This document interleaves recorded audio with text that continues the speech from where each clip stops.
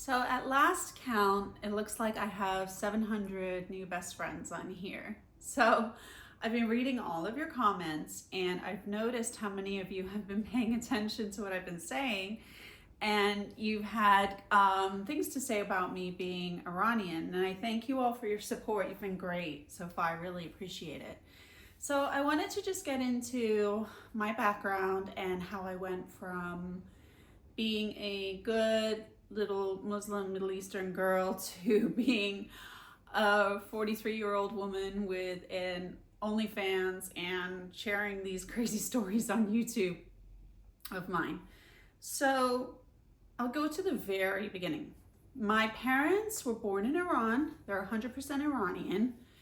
And they're from Isfahan. So the main city in Iran is Tehran. It's a massive city. Isfahan is much smaller, but it used to be the capital of Iran. So it's very beautiful. It's very classically beautiful. It's famous for its bridges and it's very beautiful.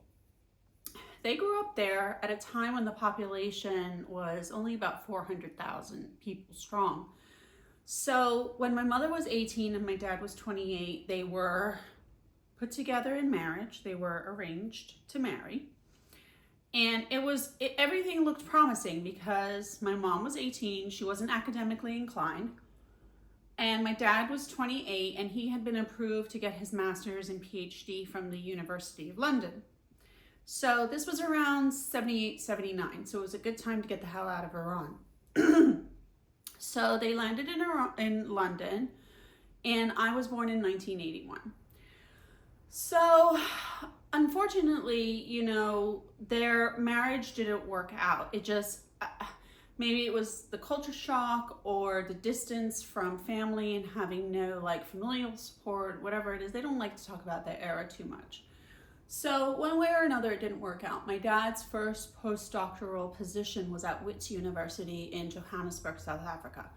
So he left, and my mom became a seamstress, and then she was offered an opportunity to work with a group of couturiers in Tangier for Yves Saint Laurent, Tangier, Morocco.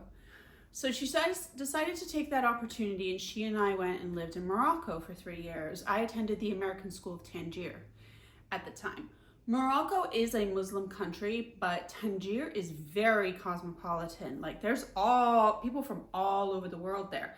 Morocco is only a 45-minute ferry ride from Spain. So you can sometimes see Gibraltar from the right spots. So this was a very exciting city. And the American school was an excellent school. And the kids there that were my age, 8, 9 years old, they were speaking they spoke Arabic, English, French, and Spanish fluently. And they were, living very modern, independent lives at their age, going to the street, hailing taxis, going to the market on their own, going to the souk on their own. So it was a very exciting time. The position didn't work out. So we were kind of just what are we going to do now? By this time, my dad had found his way to the United States, but we couldn't go directly from Morocco to the States. So we went to Iran and lived in Iran for a year. My mom and we started to apply for our visa stuff. Now, Iran is also a Muslim country, but the interpretations of Islamic law in Morocco and in Iran are extremely different. Iran is an extremist country.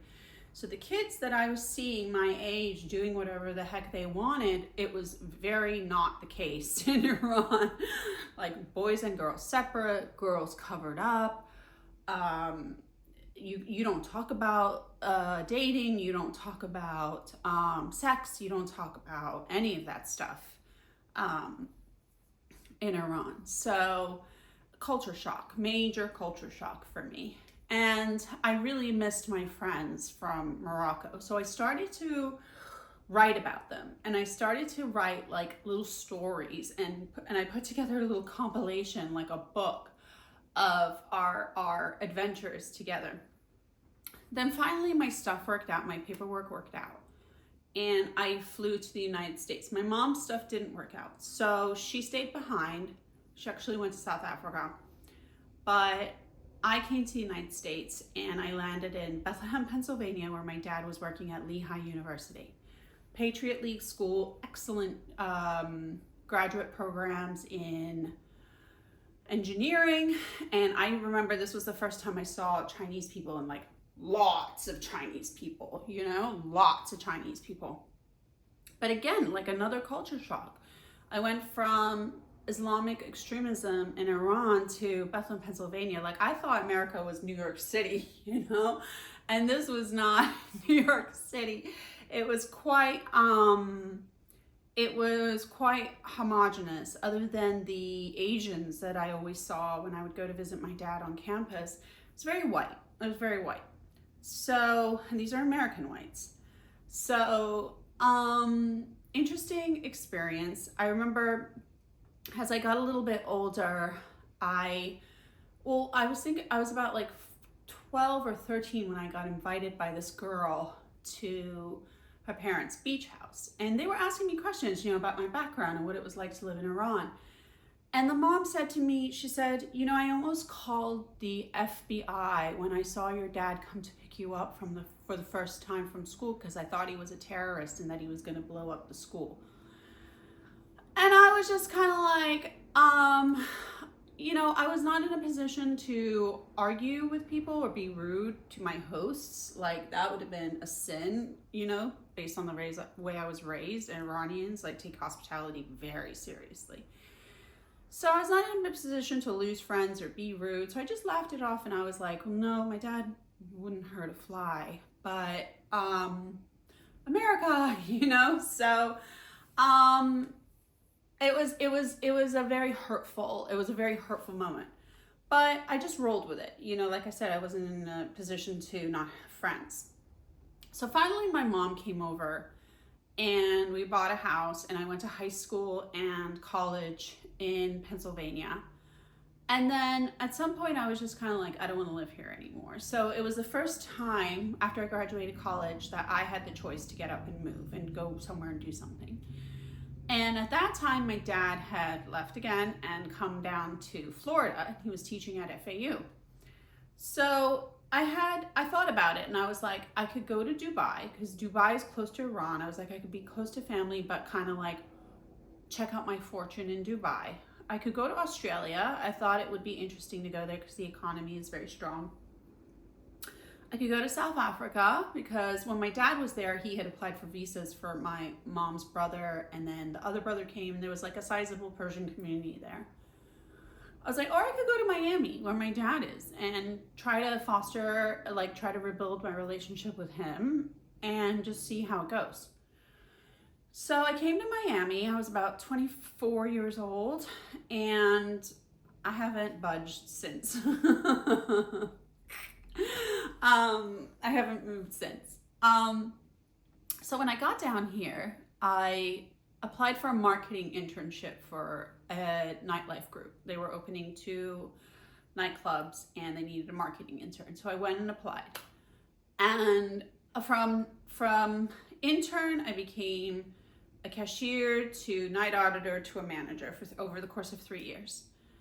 And I had come from Sleepytown, Bethlehem, Pennsylvania to South Beach, Florida, and this turned out to be like the #1 nightclub to be at in like the world. So again, another like massive shift in environment and exposure.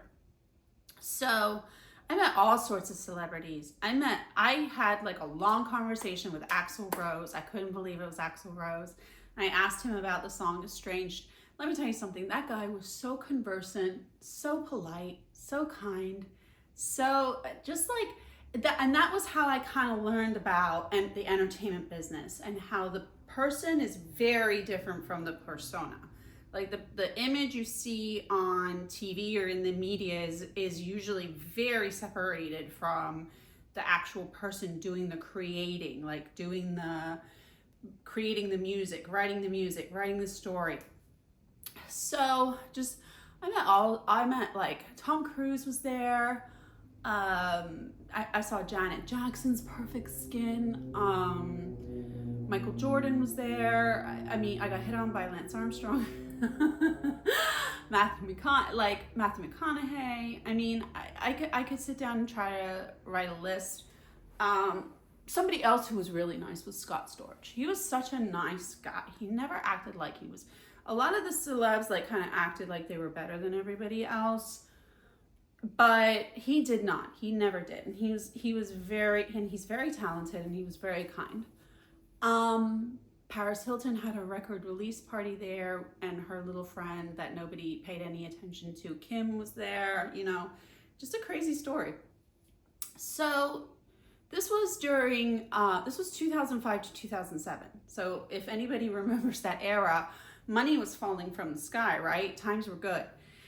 Then the real estate market crashed, and everything on South Beach kind of got reshuffled and changed. And that's when I stepped out of nightlife, and I decided I want to kind of go in the fashion direction. So I ended up working with a swimwear designer named Richie. He owned a line of swimwear named Richie Swimwear, and his swimwear had been on the cover of Sports Illustrated like every issue every year for like 10, 20 years in a row.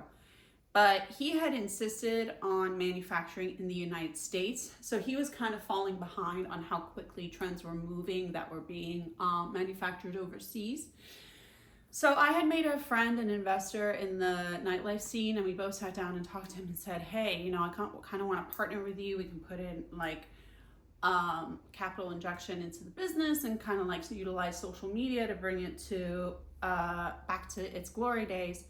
But he declined the offer. Fair enough, you know, it's his business. And while I was still in that endeavor, in the fashion endeavor, I went to a swim week fashion show at the Sataya Hotel hosted by Kourtney and Khloe Kardashian. And that was where I met my ex-husband. So I met him, and he was in a different field of business. He was in real estate and entrepreneurship. So we met, we dated, we got engaged, we got married, and then we got divorced. That took about 10 years. And he, like I said, was in real estate and entrepreneurship. And he owned 2 waterfront homes on South Beach and a hostel. And so for a little while, short-term rentals in Miami Beach were really hot. So we were doing that, and then converting a house and 2 houses in an apartment building on South Beach into a hostel. When I had worked at the nightclub, I was like, this place is crazy. I was like, this would make an amazing reality show, right?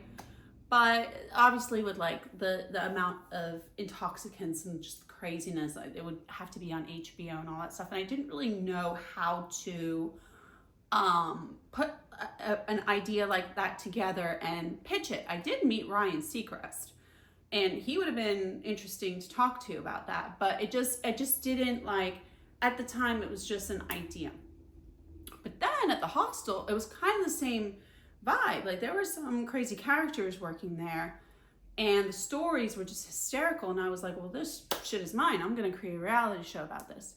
So again, I started like I did in Iran, like writing and creating. And I put together enough to be able to get the interest of a pretty serious LA non-scripted production company. So they came out and filmed a sizzle reel that ended up getting pitched to some major MTV and a couple of others. The day they came to Miami to film our sizzle was the day that it was announced that that production company was going to be purchased by this like it was Legendary Films. So they made Batman, The Hangover, like huge. So this huge company was going to like basically swallow this little non-scripted production company. And my project fell through the cracks. I was heartbroken. But it was heartbreaking. But I kind of pivoted to other priorities, and then I got divorced.